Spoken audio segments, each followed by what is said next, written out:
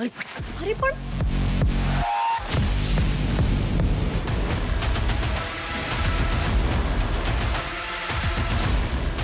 युवराज,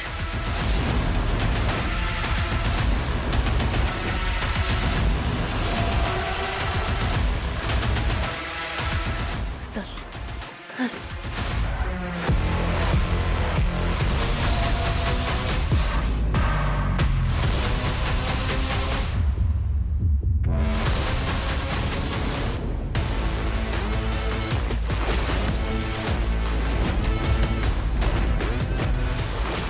तू इथे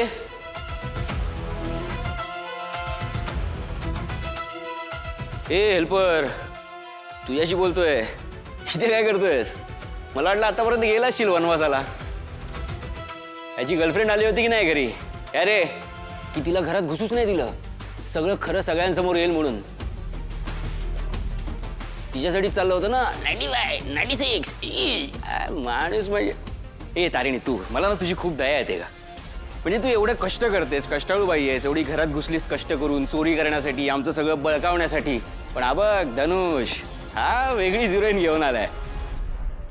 म्हणजे तू फक्त मोठी सुनबाई बनून राहशील, सगळ्या नावावर दुसरीच होणार. दुसऱ्या मुलीकडे नजरवर करून बघणं, तेही माझ्या नवऱ्याने, शक्यच नाही. नाही, काही माणसं असतात अशी ज्यांची बायको असते घरात चांगली, उत्तम, पण तरी सुद्धा बाहेरच्या बायकांना जाऊन भेटतात, तेही चोरून चोरून. तुझ्यात किती आग आहे असंही म्हणतात. बाहेरच्या बायकांची गप्पा मारतात, त्यांना लपून छपून भेटतात. पण माझा नवरा नाहीये तसा.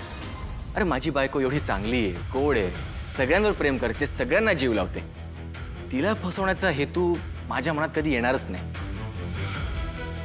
हे बघितलंस कसा गुंडाळतो बघ, असाच गुंडाळेल तुला पण एक दिवस. गुंडाळायला आहे काय त्याच्याकडे? किती साधा भोळा आहे नवरा माझा. इतरांसारखा लपवाछपवी करणारा नाहीये.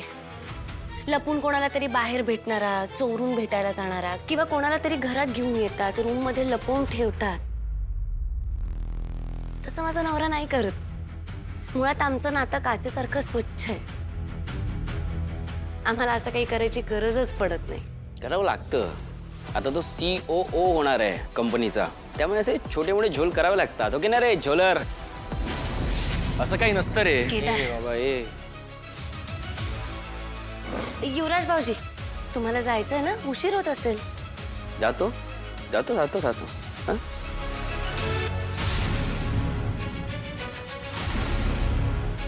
एक मिनिट जरा बघू रे.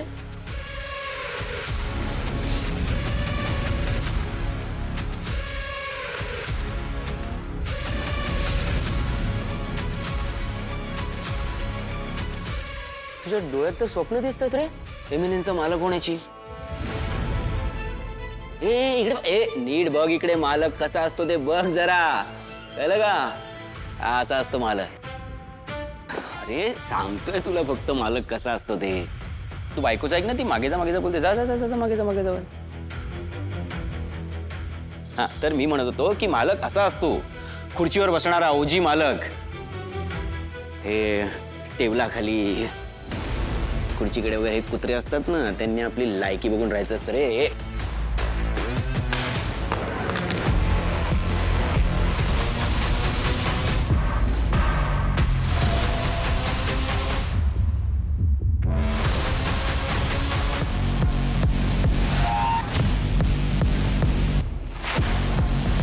युवराज भाऊजी,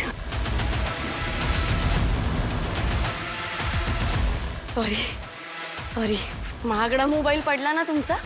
सॉरी. थँक्यू. हे असं वागतात रे मालकाबरोबर, कळलं का? तुम्ही दोघांनी अजून ओळखला नाहीये नीट युवराज खांडेकर कोण आहे ते.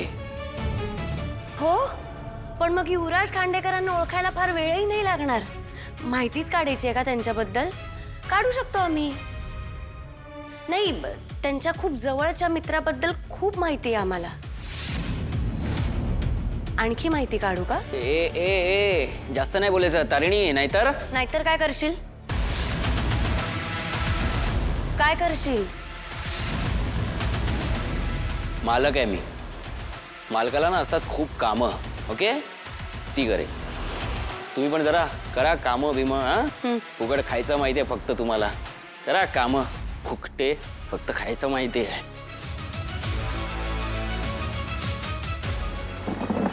चल पटकन, सावकाश. अरे काय घाबरली?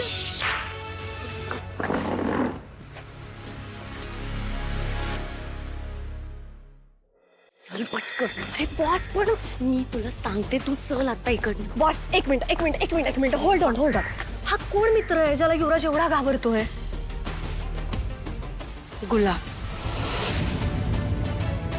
गुलाब? म्हणजे गुलाब आणि युवराजच्या मैत्रीबाबत तुम्हाला माहितीये? हे युवराजला पण माहितीये? हो. फक्त एवढंच नाही, बॉसने गुलाबला युवराजच्या रूममध्ये पण बघितलंय.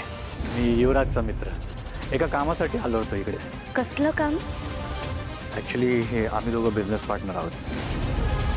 तरी सुधरत नाही यार तू. लॉंग स्टोरी आहे, बट इन शॉर्ट आम्हाला त्यांच्या मैत्रीबद्दल माहिती हे त्याला माहिती आहे. पण ड्रग डिलिंग, स्मगलिंग या गोष्टी आम्हाला माहिती आहेत याची त्याला कल्पना नाही आहे. म्हणूनच त्या दोघांनाही लवकरात लवकर पकडायचंय. तुझ्यामुळे मम्मा तुझ्यामुळे तोंडावर पडलोय आम्ही. बघा मी कान पकडलेत. मी सॉरी, चुकलं माझं. मम्मा ऐका ना. उभ्या आयुष्यात कोणी अपमान केला नसेल ना माझा, मम्मा तेवढा तुझ्यामुळे होतोय. नाही तुला ना चांगली अद्दल घडवते त्याशिवाय नाही. मम्मा ऐका ना, मला नका ना काढू घराबाहेर प्लीज. मम्मा युवी बरं झालं तू आलास. युवी मम्मा मला घराबाहेर काढतात. त्यांना समजाव ना, ते ऐकतील तुझं. हे बघ, मी जर नसेल तर तुझी काळजी कोण घेणार? तू नाही राहू शकत ना माझ्याशिवाय. तुला गरज आहे माझी. बोल. काय करतेस मामा? त्या कपाटात पण कपडे आहेत तिचे, ते पण काढ. सगळी बॅग भर, तिला कायमची पाठवून दे. युवी तू शांत बस ना. बोन काय? तोंड बंद. काही झालं तरी भोकाड पसरतेस. तुझ्यामुळे त्या तरुणीकडून अपमान सहन करून घ्यावा लागतो मला, आणि आता त्या बाहेरच्या मुलीकडून सुद्धा.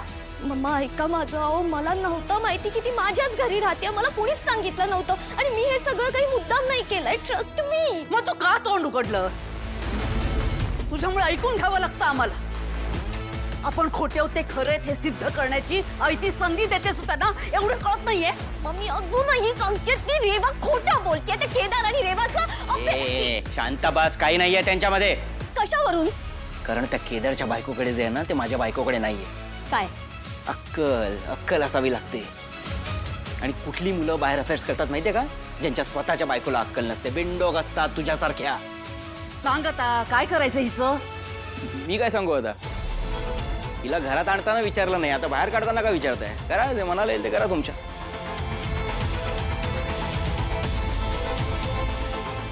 सॉरी, चुकलं माझं. मला प्लीज घरातनं बाहेर नका काढू. शेवटची संधी देते तुला. यापुढे त्या दोघांनी काहीही केलं तरी तू काहीही करणार नाहीयेस, आणि जर काही केलंस ना तर याद राख, तू आहे आणि मी आहे.